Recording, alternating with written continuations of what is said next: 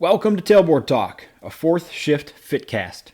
The mission of Tailboard Talk and the fourth shift fitness is to educate and train fire service personnel to increase durability and decrease the potential for injuries and their associated costs.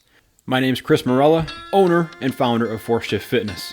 I'll use my experience as a personal trainer, strength coach, and 15-year veteran of the fire service to deliver tips, tricks, lessons, and information specifically geared towards the health and wellness of firefighters and paramedics. Each episode, you'll leave with immediate deliverables that will improve performance and resilience and keep you in the fight through your career and into retirement. Let's get into it.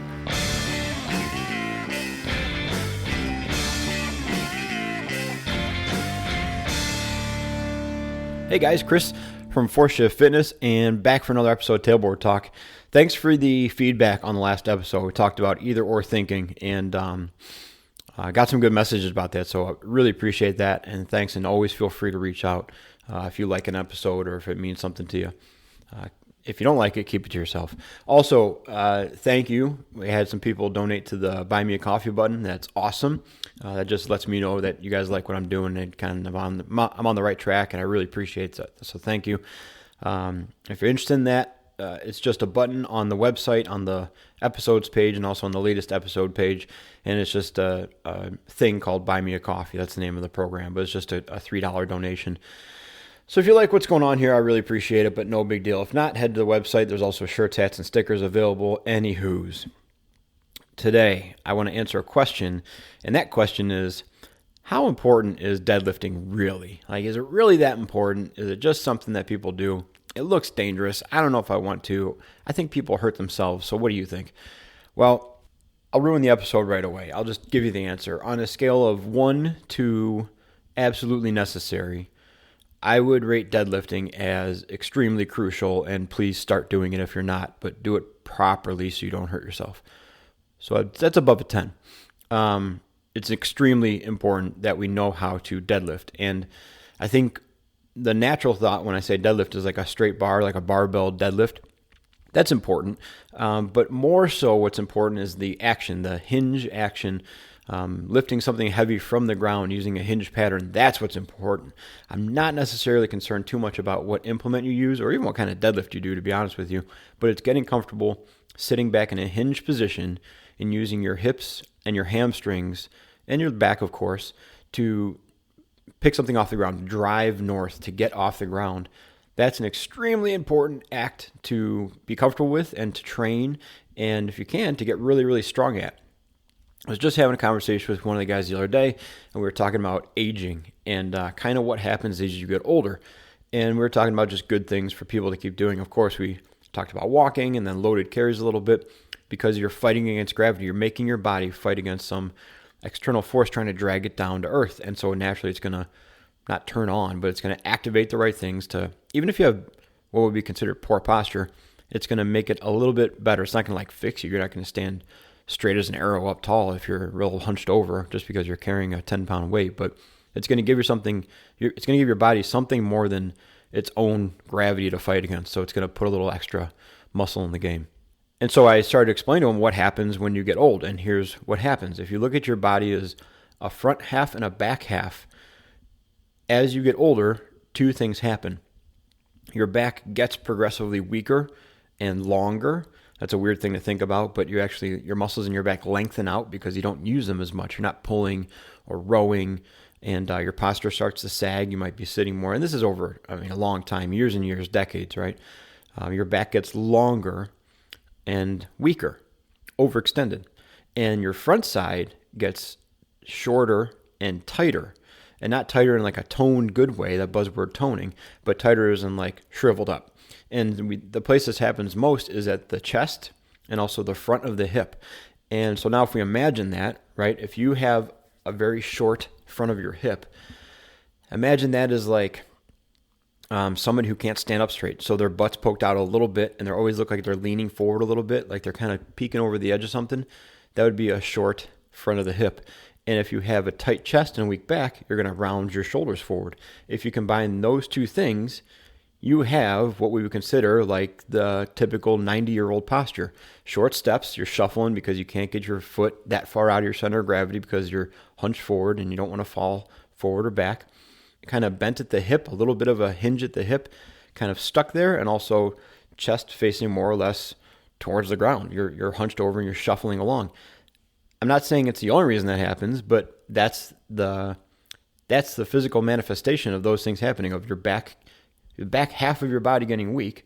So your butt is getting weak, your back is getting weak, and it's kind of letting go and lengthening, and your chest and your anterior hip, your front of your hip is shortening and tightening because you're not using as much in an open position.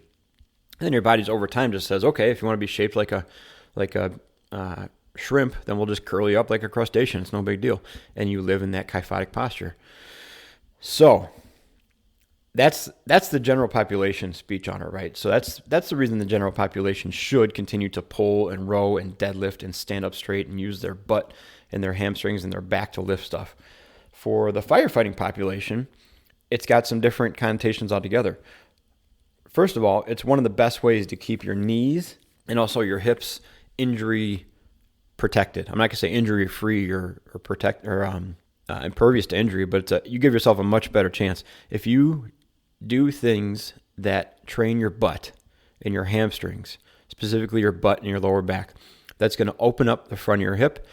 It's going to help keep your knees where they're supposed to be when you're squatting or lunging or just stepping around. Your knee is mostly controlled by your hamstring. That's a weird way to say it. One of the reasons that people's knees dive in when they're squatting is because they're being quad dominant, and the quad will drive the adductors into that knee in position, that collapsed in valgus knee position. If you sit back and you activate your butt and your hamstrings act like two little tension wires on your shin and on your knee, and they pull it back, they suck it back into position, and it's much easier to keep your knees out of that caved in position if you're sitting back and your hamstrings and your butt are doing a good amount of work compared to your quad. That's a little bit more of a drawn out way to say it, but the stronger your hamstrings and butt are, the more resilient your knees and hips will be. And on the other side, if you have a good upright posture, you can reach overhead easier, right? We already can have our pack and our possibly your suspenders and your jacket limiting your overhead range of motion. If you can make your natural musculature as free as possible so you can reach overhead, and now you just have those artificial ones, those mechanical structures in place blocking you, we can sometimes overpower those or get around them. But if both your musculature is out of whack and weak, and you have those mechanical barriers in the way, you don't stand much of a chance. You're actually setting yourself for a big time injury because it's going to make you compensate in other ways. So from a sheer injury prevention standpoint, training something like the deadlift with a heavy hinge pattern is going to help you avoid injuries in those couple places.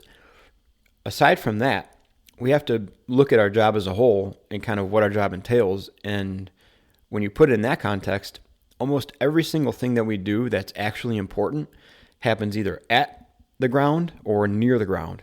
And most of it is either moving along the ground or standing up from the ground. I mean, very few things that we do that are of actual high acuity and high importance happen at a standing position or a jumping position beyond that. I mean, that's extremely rare, but even something like throwing a ladder, you're picturing yourself throwing a ladder, you're standing and pushing it in the building, but it's not just going to float up to your shoulder if you're doing a single person throw. You got to get it off the ground.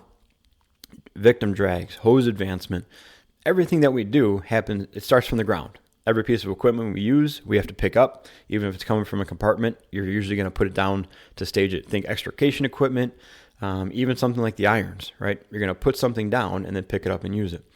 So if we lose the ability to pick things up from the ground, if we lose the ability to hinge and pick up heavy stuff, especially people, if we're talking EMS stuff or just victim stuff now, or each other, right?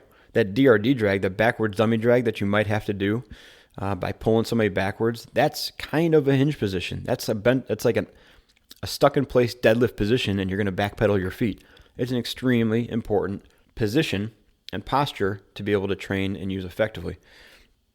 So like I said, when it comes to the actual deadlifting, right, actually using a barbell to deadlift, that's important. Like that's an important thing to be comfortable with and know how to do, because although it's uncommon on a fire scene or with patient care, there are some times when you can set your feet in a good position, an even position, and you can get into an actual lifter's wedge and deadlift a lot of weight 18 inches off the ground, and that might be necessary.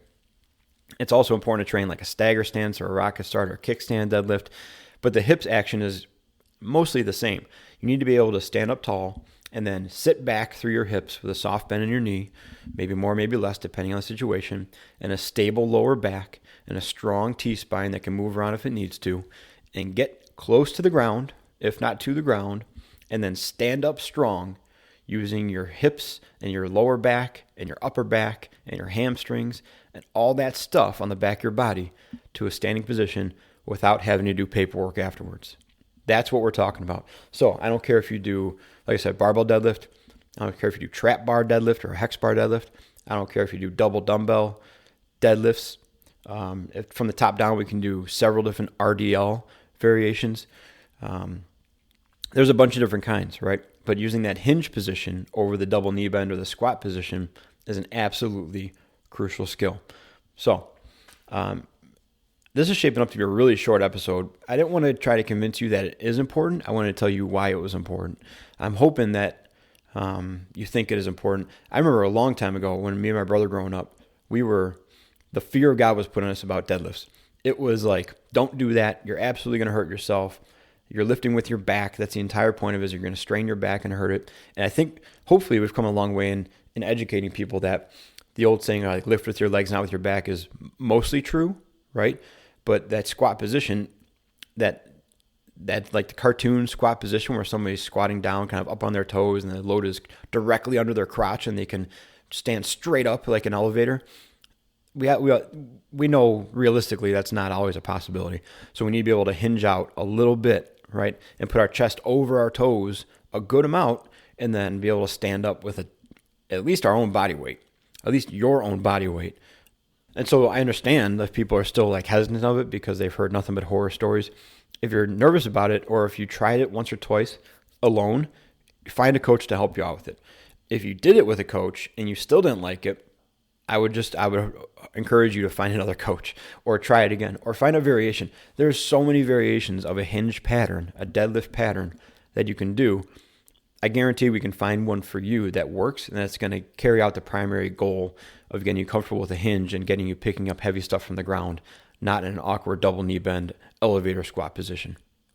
And listen, if nothing else catches your eye about deadlifting, just know that you don't want to look like a wall when you turn sideways. There's a lot of sad, flat-ass people walking around this earth. You don't want to be one. So if nothing else, if you're driven by vanity and aesthetics, I'm down with that.